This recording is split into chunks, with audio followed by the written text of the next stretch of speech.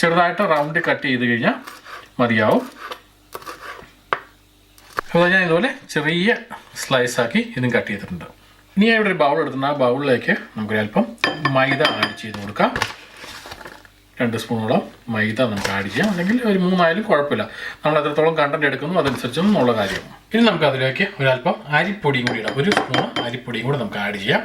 അരിപ്പൊടി എന്ന് വെച്ചാൽ നമുക്ക് കൂടുതൽ ക്രിസ്പിനെസ് കിട്ടാൻ വേണ്ടി സഹായിക്കും അരിപ്പൊടി. നമുക്ക് ആവശ്യം ബേക്കിംഗ് സോഡ അതല്ലെങ്കിൽ ബേക്കിംഗ് പൗഡർ. ഇത് നമുക്ക് എല്ലാ ബേക്കറികളിലൊക്കെ ചെന്ന് ചോദിച്ചു കഴിഞ്ഞാൽ കിട്ടും. ബേക്കറികൾ സാധാരണ ഈ ബ്രെഡ് ഉണ്ടാക്കാൻ അപ്പം ഉണ്ടാക്കാനൊക്കെ ആയിട്ട് ഉപയോഗിക്കുന്നതാണ് ബേക്കിംഗ് സോഡ അതല്ലെങ്കിൽ ബേക്കിംഗ് പൗഡർ. നമുക്കൊരല്പം ബേക്കിംഗ് പൗഡർ അതല്ലെങ്കിൽ ബേക്കിംഗ് സോഡ ആഡ് ചെയ്യാം. ഇനി നമുക്ക് ഒരല്പം ഉപ്പ് ആഡ് ചെയ്യാം.